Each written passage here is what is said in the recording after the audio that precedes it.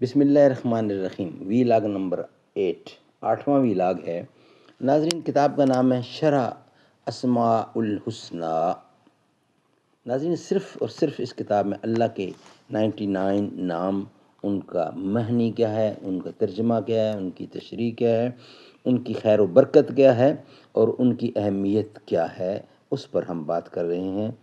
ناظرین، انتصاب اس ذات کبریا کی بارگاہ میں جس نے اس تحریر کی توفیق بخشی اور جو ایک حقیر شے کو بھی درجہ قبولیت عطا فرماتا ہے اور جس سے دنیا و آخرت میں رحم و کرم کی امیدیں وابستہ ہیں۔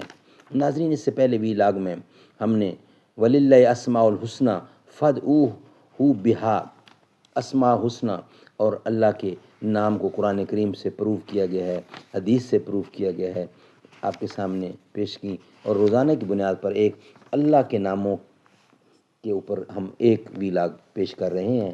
آپ کے سامنے آج کا 8واں وی لاگ ہے یہ۔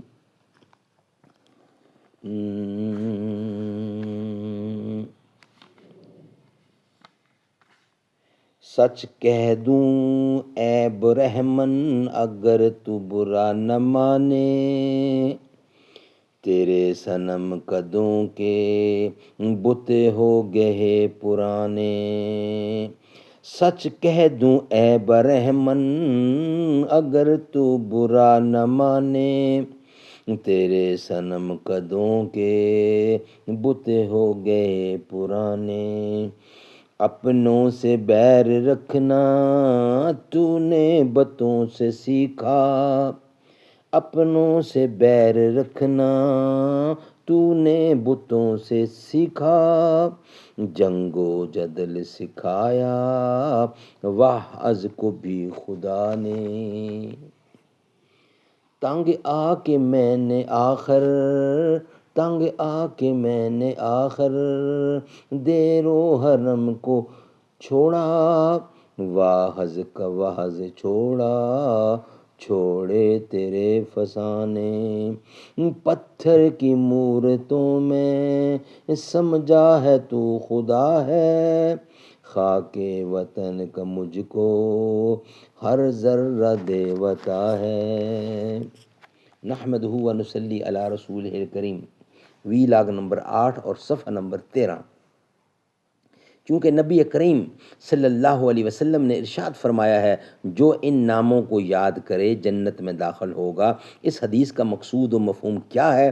کیونکہ یہ تو ظاہر بات ہے کہ جنت کا دار و مدار اعمال صالح پر ہے۔ اگر خالی ان ناموں کے یاد کرنے پر جنت کا دار و مدار ہو تو نزول قرآن اور رسالت نبوی صلی اللہ علیہ وسلم کا مقصد ہی فوت ہو جاتا ہے۔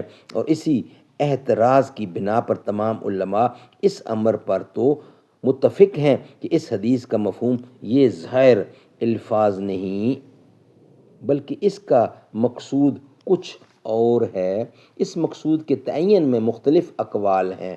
نمبر 1، ان اسماء کو یاد کر کے ان پر عمل پیرا ہونا اور ہر اسم سے جو حکم ظاہر ہوتا ہے اس کے مطابق عبادت کرنا۔ مثلا رحمان اور رحیم پر عمل یہ ہوگا کہ اپنے میں رحمت کا مادہ پیدا کیا جائے۔ اسی طرح باقی کو قیاس کر لیجئے، جب بندہ میں یہ صفت پیدا ہو جائے گی تو اس کے جنتی ہونے میں کوئی شبہ نہیں ہے۔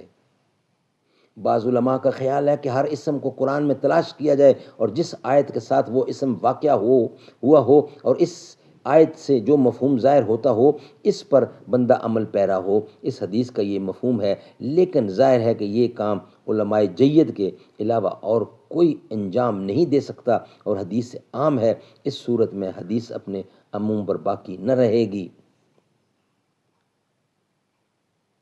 جو صفات خداوندی ان اسماء کے ذریعے ظاہر ہوتی ہیں انسان وہ اپنے میں پیدا کرنے کی صحیح کرے۔ مثلا خدا کا اسم حلیم ہے، کریم ہے، انسان اپنے میں حلم و کرم کا مادہ پیدا کرے اور اس پر عمل پیرا ہو۔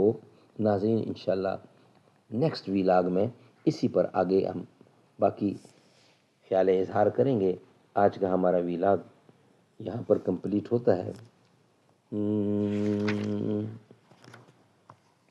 اللہ تعالی ہمیں اللہ کے نام یاد کرنے کی ہمت اور توفیق دے اور اس پر عمل کرنے کی بھی توفیق عطا فرمائے۔ آمین ثم آمین بجا خاتم النبیین صلی اللہ علیہ وسلم۔